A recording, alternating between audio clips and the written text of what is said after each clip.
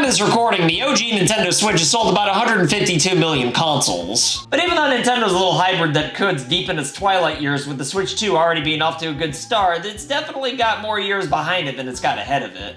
Meanwhile, Sony just inflated their total sales figures for the PS2 decades after the fact, making the new goalpost for the best-selling console of all time from 155 million to 160 million, just as it was about to be overtaken. So with the odds stacked against the OG Switch, is it even possible for Nintendo to take the title of the best-selling console of all time, or is it already too late? Well, sit back in your stepdad's Steiner recliner, and I'll tell you with 100% certainty what's gonna happen.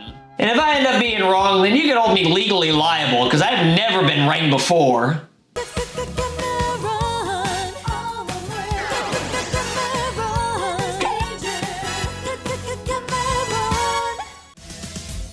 Alright, so I know I make a lot of Nintendo content on this channel, but let me make it perfectly clear. I don't really care if the Switch beats the PS2, or even if the PS2 keeps the record for that matter. I just think it's kind of fun to break it down and watch how things play out, you know?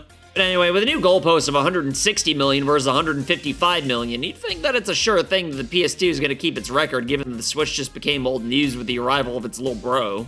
But honestly though, I don't think it's over just yet, because I mean, look at the current record holder. You see, even after the PS3 came out, the PS2 still sold around 50 million consoles, and for whatever it's worth, I don't really want to say units. Everyone on YouTube always refers to them as units, as if they're in the business or something, because it makes them sound cool, and hell, I'm pretty sure I've done it too at some point, but like, we all gotta stop it now. You sound like a friggin' dork saying units. This isn't a friggin' boardroom meeting, we're just spitballing here, you know?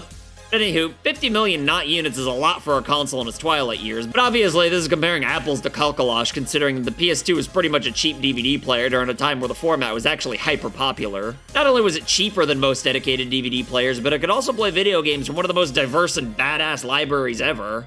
Besides, the PS3 was really struggling in the beginning for plenty of different reasons that would warrant a separate video that I'm probably not going to make, to be honest, but one of the key issues was that it cost $600 friggin' all the way back in 2007. You think the Switch 2's price is bad? Remember the time the PlayStation 3 launched at $600?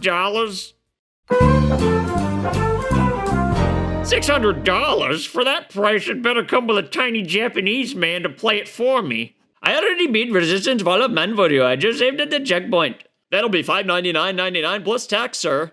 Oh, by the way, do you accept Blockbuster gift cards? Sir, that expired last year. Not as expired as your career's gonna be when HD DVD wins the format war. We had Shrek the Third. So, yeah, the cheapest DVD player on the market that also just so happens to be one of the greatest gaming consoles ever made, with a price cut while the successor console's overpriced and has trouble with backwards compatibility. Yeah, it's no wonder the PS2 sold 50 million extra consoles after the PS3 came out. Like, obviously Nintendo ain't gonna sell 50 million more Switches, but like, 8 million really isn't that far-fetched when you consider the fact that 9.8 million 3DSs were sold after the Switch was released. I don't know if anybody even remembers this or not, but pretty much every 3DS game that came out after the Switch sold terribly, but apparently the handheld itself sold almost 10 million somehow. Then again, there were some crazy price cuts though. I mean, hell, even I got a 2DS just because I saw it was on sale for like dirt cheap at Walmart. One thing working against the Switch though is that once people get a Switch 2, the aftermarket's probably going to be flooded with Switch 1s. And I don't know about any of you, but the second I transfer my system data over, I'm selling my OG Switch off right away. Probably shouldn't admit that as a gaming YouTuber, but like, I'm not gonna play the old model ever again. I'm not a multi-thrillionaire, yet anyway. At least not until my Schneider coin investments pay off. For whatever it's worth, I still have my Wii U, because at least it has Nintendo Land that's probably never gonna be playable on anything else again. At least not as good anyway. But what's the regular Switch got to offer that the Switch 2 doesn't that justifies me keeping it around? With used Switches flooding the market though, you can bet your stepdad's ass the prices are gonna plummet, which will definitely hurt the retail sales of new OG Switches. Seeing as how not nearly as many people were selling their 3DSs after the OG Switch came out, that 9.8 million number doesn't really hold up as much. I mean, at least not as an example of what we could expect from the OG Switch going forward anyway. Still though, the original DS still sold about 7.6 million extra consoles after the 3DS came out, which is probably a more favorable comparison, seeing as how the original DS still saw games coming out for a little while, which is going to be the case for the regular Switch. Right now, all I can really think of is Metroid Prime 4 that was promised to OG Switch owners, so Nintendo kinda has to give it to them, but let's not forget what era we're in these days. I know Nintendo usually blatantly ignores what Sony and Microsoft are doing, for better or worse, but with everything after the PS3 and Xbox 360, new games were pretty much always made for the older hardware that more people owned, and were just kinda sorta copy and pasted over to the newer consoles. So basically, for the PS4/Xbone and PS5/Series X, the first few years really didn't give you any kind of exclusive games that anybody needed, which I actually do think will be the case for the Switch and Switch 2. Because, man, if you're putting a lot of time, money, and effort into making a game, would you rather have it be on a console that over 150 million people own, or a newer one with like a tenth of that at most?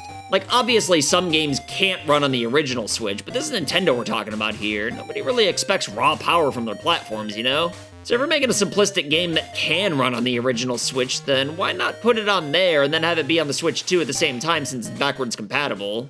Obviously, getting something like Final Fantasy VII to run on the regular Switch would take way too much effort and downgrading. What about something simplistic like a 2D Sonic platformer? I mean, does that really need to be a Switch 2 exclusive? I mean, if enough developers think that way, then the original Switch could be a pretty solid budget console for at least another year or two, or even 3 since Nintendo did originally state they wanted the Switch to last 10 years. We all thought it was crazy at the time, but I mean, it doesn't seem like it's that far-fetched right now, to be honest. Plus, a lot of people are kind of pissed off at the Switch 2 at the moment, given the $80 price tag for games or $450 for the console itself. Not to mention the tech demo welcome tour costing $10 when it should just be friggin' free. So with the regular Switch, and more so the Switch Lite being a good bit cheaper with a solid library of games that'll probably keep growing for at least another year or two, it's not really that bad of an option for a budget console, which definitely has a market in today's economy. So even though the original DS sold 7.6 million consoles after the 3DS came out, which is barely not enough to push the Switch past 160 million, I do think the Switch will get a lot more support than the DS did. Maybe not, but I think it's more likely than not to be the case. I know I might date this video even faster by saying this, but I wouldn't even be surprised if Pokemon games kept coming out on the original Switch just like they did for the DS after the 3DS was a thing, although I'm sure the Switch 2 versions will be better. Who knows, maybe we'll get the National Dex again. Yeah, right. Yeah, right. Even if the Switch does reach 160 million though, there's always that possibility that Sony moves the goalpost again too. Again, I don't really care who has the record, but I mean, come on.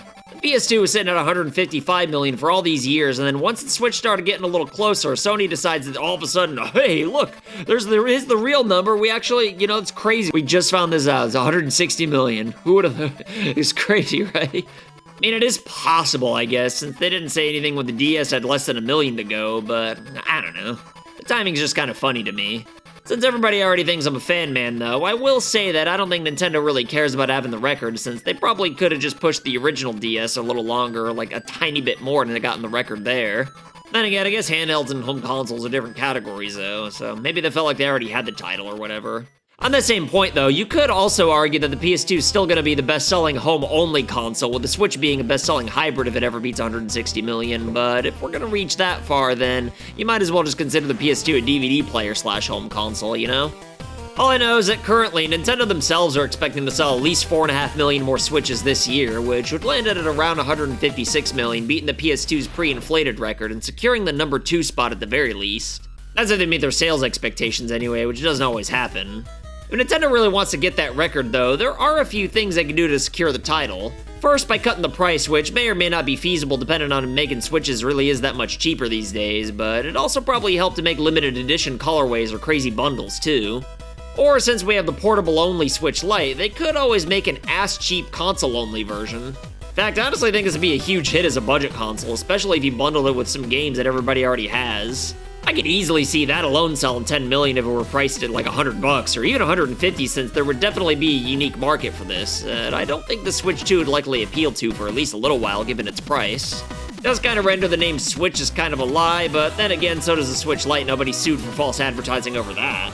At least not yet anyway. The cost of a console-only Switch would most likely break even at around $100, but at $150 with a game or two bundled, Nintendo can make more money, give people on a budget a solid option, and most notably, for the sake of this video, win an arbitrary record for having most consoles sold in history. Or, you know, another strategy Nintendo could have used to guarantee the record would have been to just call the Switch 2 the new Switch or Switch Pro or whatever.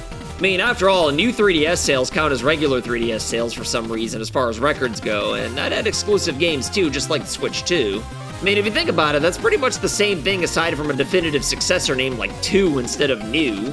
Regardless of who ends up with the title after the Switch is dead and buried, though, I think there's a pretty good chance that the winner's gonna end up being the forever champion, given how much the world's gonna change within the next 5 to 10 years. But anyway, that's all for today, but if you got a kick out of my incoherent, rambling, and disturbing imagery, though, then you should check out my video on the history of fickle Zelda fans, but if you'll excuse me, though, I gotta go to hell. Later.